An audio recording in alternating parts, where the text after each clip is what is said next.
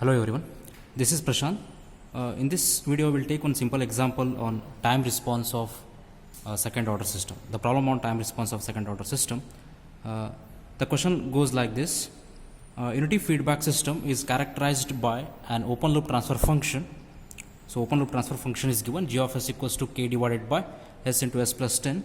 And the question is to find the value of gain k, determine the gain k, so that the system will have a damping ratio of 0.5. So zeta is given, damping factor zeta is given.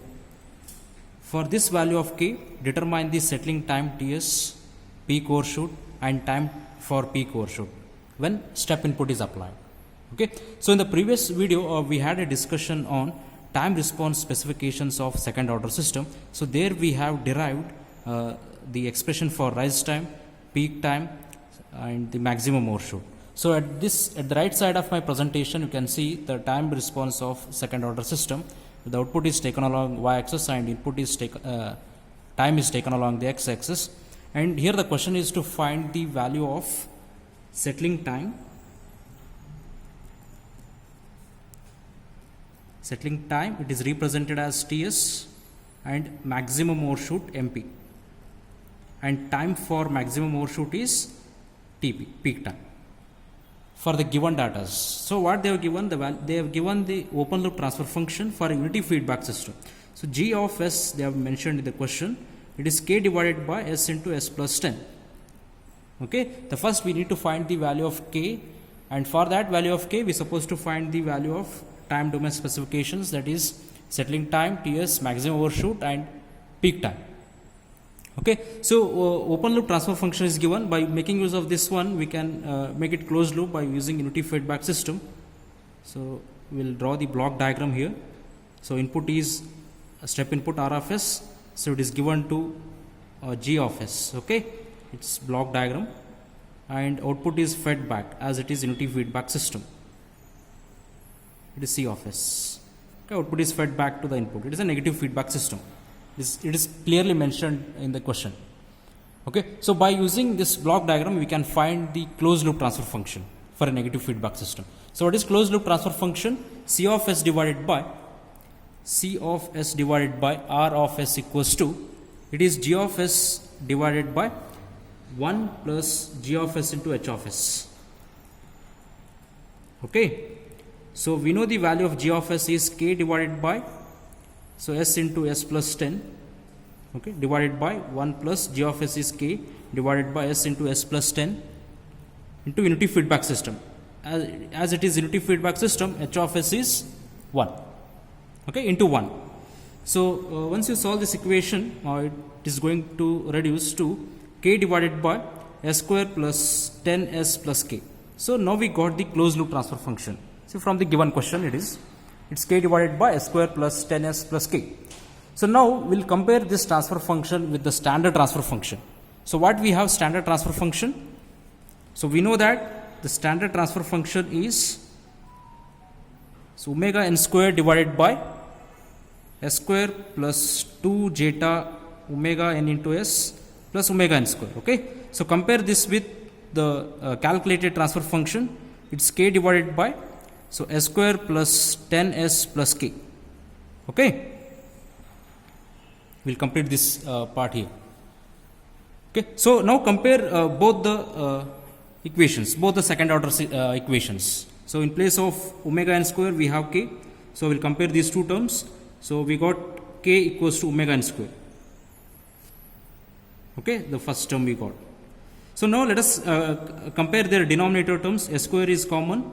So in place of 2 zeta omega n into s, there is a 10s. Okay, so since 2 zeta omega n equals to 10. Okay, so zeta value is given. So damping factor is given. It is 0.5. So 0.5 is given. Zeta equals to 0.5. Damping factor is given. So let us substitute this value in this equation. So it will be 2 into 0.5 into omega n equals to 10. So we know all the values except omega n. So omega n is going to be, so omega n equals to, it will be 10 radians per second. Okay, we got the value of omega n. Okay, we got next substitute this omega n in the value of k. So we'll get the value of gain k. K equals to, it is omega n square. So omega n is 10. So it will be 100. So it is constant. Okay, we got the value of k and omega n. See, for this value of k, we need to find the value of settling time Ts, maximum overshoot, and time for maximum overshoot. Okay, let us find those time domain specifications. Okay, in the previous case, we derived the expression for maximum overshoot, settling time, and time for maximum overshoot, that is peak time. So, as gain k equals to 100, the equation, the closed loop transfer function reduces to, I will substitute in this equation, okay, that is C of s divided by R of s equals to k is 100 divided by s square plus 10s plus 100. Okay, so we got this equation now. This is the second order transfer function. Okay, so what you have to find now? We have to find the time domain specifications. The first one is the settling time. Settling time is represented as Ts. Okay, so for 2 to 5% of the tolerance band, the equation is given by 4 divided by zeta into omega n. The settling time equation is 4 divided by zeta into omega n. So 4 divided by, we know the value of zeta is 0.5 and omega n is 10. So it will be, if once you calculate, it will be 0.8 second. That is Ts. Ts is 0.8 second. Okay, this time period is 0.8 second. Okay, the time required for the response to stay within particular tolerance band. So once you get the value of Ts, second question is to find the value of the peak overshoot. The peak overshoot is represented as percentage MP. It is given by e raised to minus pi zeta divided by square root of 1 minus zeta square. The exponential raised to, it is minus pi zeta divided by square root of 1 minus zeta square. So we know all the values. Let us substitute the values. E raised to minus pi, zeta is 0.5 divided by square root of 1 minus 0.5 square. Okay, so first you calculate this term, exponential term, then take the exponential of that answer. The answer will be MP equals to, it is 0.163. Okay, so the percentage MP is multiplied by 100, it will be 16.3%. So this much portion, you can see here in the waveform, this much portion is overshooted from the steady state line. So this is the maximum overshoot. Okay, so next, the last one is the third one, the peak time, the time required for the maximum overshoot. It is represented as Tp.